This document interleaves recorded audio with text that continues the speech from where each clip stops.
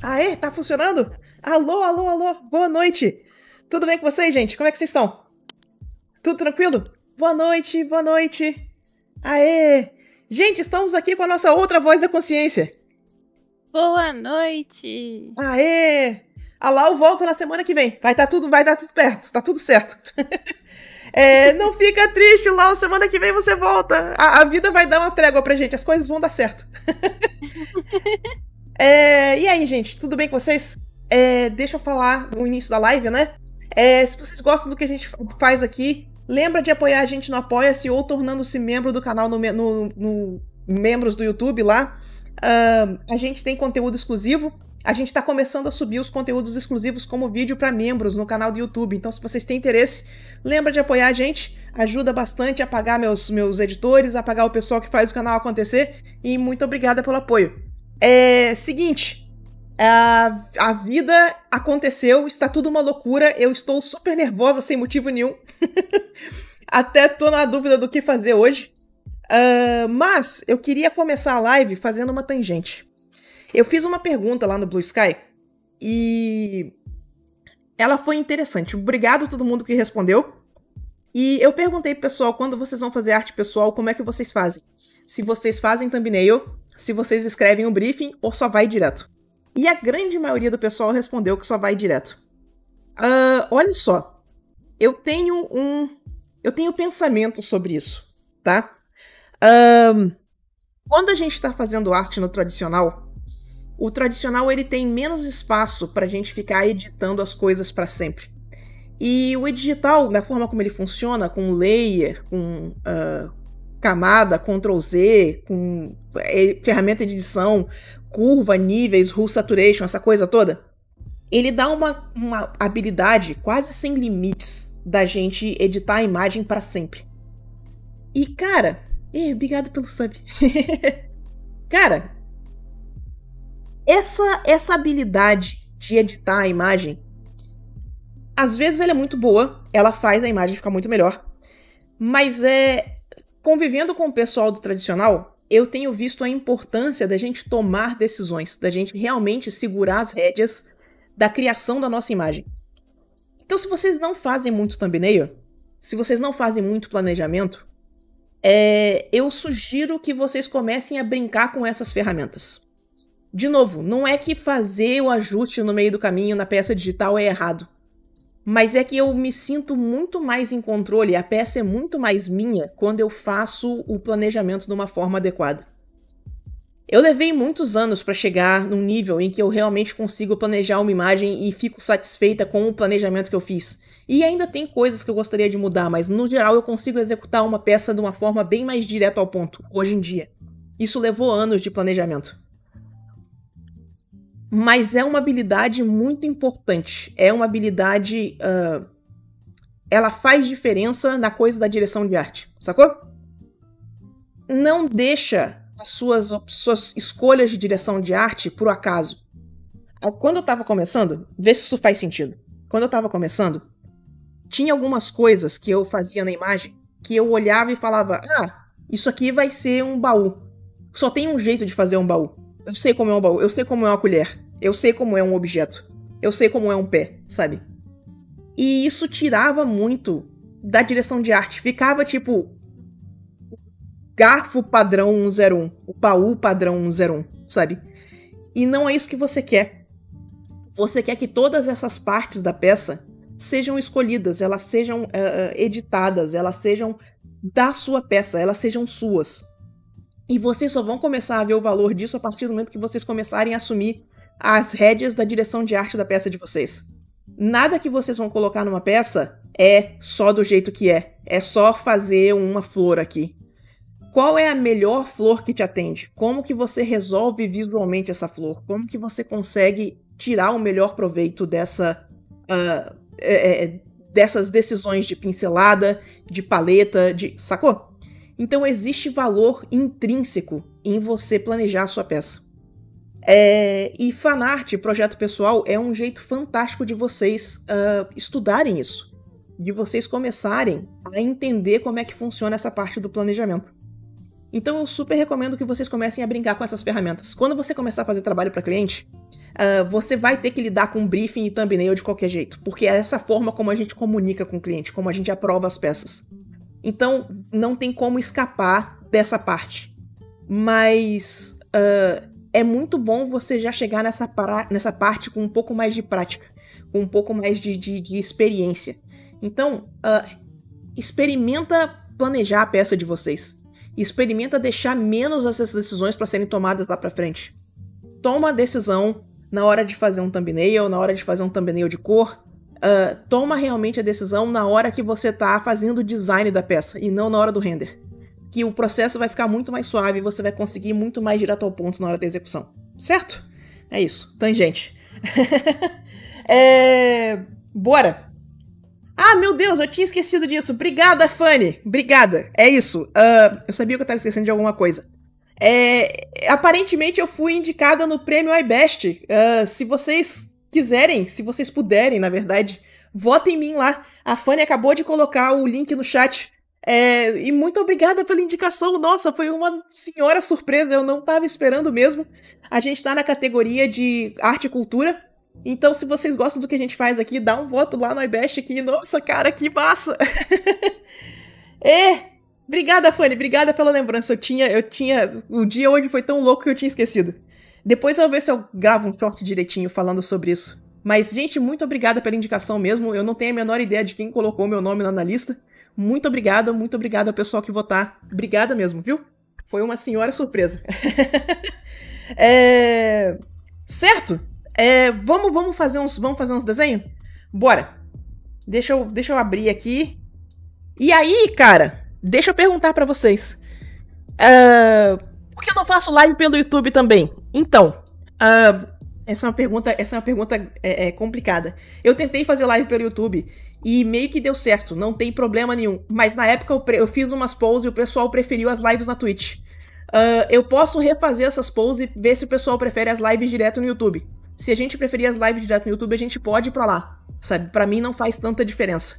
Mas é uma questão só da gente se organizar. Se o pessoal preferir ir por lá, porque lá tem o YouTube Premium, eu sei que o pessoal não pega propaganda, a gente pode passar pra lá. Eu vou fazer a poll de novo no servidor, então, tá?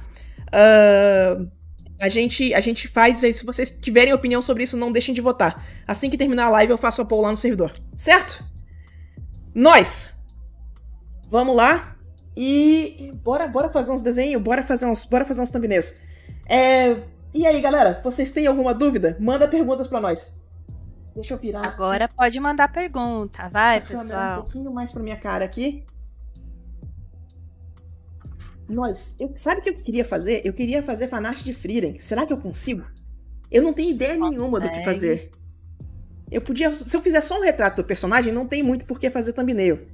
Mas eu quero fazer alguma coisa um pouquinho mais intensa do que só um retrato de personagem. Peraí, eu vou começar pela primeira e aí eu vou seguindo aqui e a gente vai se ajeitando. Manda. Boa noite, Sula e nova voz dos impossibilitados de falar sem o seu auxílio. Como desenhar fanart ou arte do AC de alguém no geral sem literalmente copiar o estilo inteiro e não conseguir adaptar para o seu estilo? Às vezes eu me pego olhando uma imagem de referência para fanart no geral e eu não consigo adaptar para o meu estilo. Quer dizer, eu tento, mas de alguma maneira inconsciente eu acabo fazendo no estilo do artista de referência. Olha só, isso tem a ver um tanto com o lance de direção de arte que eu tava comentando, né? Eu acho que às vezes é difícil. Você sabe quando a gente começa a fazer fanart? Muita gente quando começa a fazer fanart não tem essa coisa do estilo, né? A gente tenta fazer o máximo possível parecer arte oficial. E no que a gente tenta fazer arte oficial, a gente tá escondendo a nossa própria direção de arte, né? A gente tá escondendo o nosso próprio estilo. Isso é uma questão interessante. Uma das coisas que eu recomendo é que você faça arte pessoal que não seja só fanart, não seja só draw this in your style, não seja só baseado na arte dos outros. Porque aí você vai descobrir... Olha só, vê se isso faz sentido. Quando eu comecei a entender direção de arte, eu comecei pensando assim, ó. Se a gente pegar animes diferentes e a gente começar a reparar como é que eles fazem olhos, tem animes diferentes que fazem olhos de um jeito diferente. Você pega Madoka Mágica, por exemplo, e aí você compara com Evangelion, e aí você compara com Attack on Titan, e aí você compara com Kill la Kill. Cada um desses desenha o olho de jeito diferente. Como que você resolveria o olho? Qual é o seu jeito de fazer essa interpretação do olho? Como ficaria esse OC que você está fazendo com o seu olho, com o olho que você desenha? Como que ficaria o formato do rosto?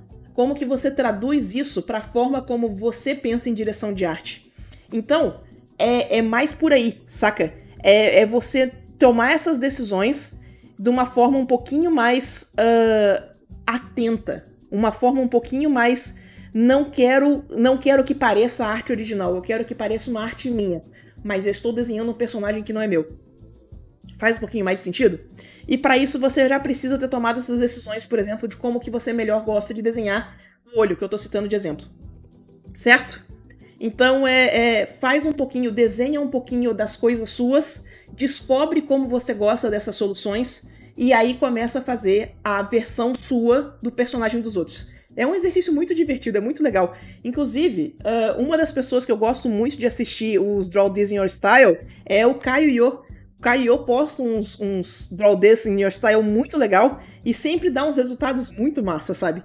Então, super recomendo que você olhe como é que as outras pessoas resolvem esse tipo de dilema também. Vai te iluminar, vai te exemplificar como é que você pode fazer isso no seu estilo, certo? Mas é isso, primeiro você precisa ter gostos, primeiro você precisa ter opiniões. E aí você vai conseguir colocar essas coisas em cima do personagem dos outros. Que vai ficar massa, vai fundo. Boa noite, Sula. Como faz para desapegar do rascunho? Parece que eu gosto mais do rascunho do que a arte final. Não sei se é porque eu amo desenhar rachura e com a finalização eu consigo, na caneta, detalhe e no tradicional... Eu queria dizer que não consigo desenhar rachura na caneta. Tá, eu juntei duas perguntas aqui, eu acho que é isso, Sula, eu não consegui entender direito. Tá, tudo bem. Olha só, eu acho que essa pergunta tem a ver, que essa pergunta que ela significa é o seguinte: normalmente quando a gente tá fazendo, quando a gente tá finalizando peça, a gente tem um pouquinho de dificuldade de manter, tem um vigor, tem um frescor no esboço que ele é difícil de manter na peça finalizada. O que eu recomendo, tá, é que você comece a encontrar uma coisa mais meio do caminho. Olha só, deixa eu aproveitar que eu tô aqui no Clip Studio e a gente vai fazer o seguinte, ó. Quando eu tô fazendo esboço, eu uso um pincel tipo esse aqui, que é um lapisinho. Deixa eu deixar ele grandão. Ó, é um lapisinho. Quando o pessoal vai finalizar, normalmente se pega um pincel um pouco mais duro, um pouco mais seco. Tipo esse segundo aqui, que é uma G-Pen, sabe? Esse tipo de trabalho vai dar um resultado bem específico. Se você está tentando preservar o vigor do sketch, talvez o que você precisa é não usar esse pincel super duro, mas simplesmente tentar finalizar, tentar limpar a linha com um pincel mais parecido com um lápis. Você vai ter um resultado um pouco mais vivo, um pouco mais... qual é a palavra? Vigoroso mesmo, sabe? Vai ter um resultado um pouquinho menos amarrado. Então esse tipo de escolha, como que você vai finalizar, com qual pincel você vai finalizar, pode estar influenciando no seu resultado. Dá uma testada nesse tipo de coisa. E outra coisa, dá para finalizar com rachura. Não precisa não finalizar com rachura, sabe? Experimenta fazer a finalização com rachura. Leva um pouco mais de tempo. Mas se você não gostar da rachura, também tem como finalizar só na linha, sabe? Dá uma brincada, dá uma testada. Isso aqui é muito tentativa e erro, até você achar aquele ponto perfeito entre a finalização e o esboço mais solto, que vai te dar um resultado legal. Isso inclui pintura, viu, galera? Isso não é só para desenho em linha. Isso inclui como finalizar a pintura, como finalizar uma peça num geral. Se você quer uma peça muito amarradinha, tipo splash art, tem chance que ela endureça. E aí você terminar aquilo com aquele vigor, com aquela presença que o sketch tem, precisa de muita prática. Precisa de fazer isso várias vezes, até você conseguir realmente manter a energia do esboço na peça finalizada, certo? Então, vai com calma, experimenta ferramentas diferentes, experimenta os artistas que você gosta, se pergunta o que eles estão fazendo, que estão deixando o resultado que você curte. E tenta trazer isso um pouquinho pro seu trabalho, tá bom? Muito bom.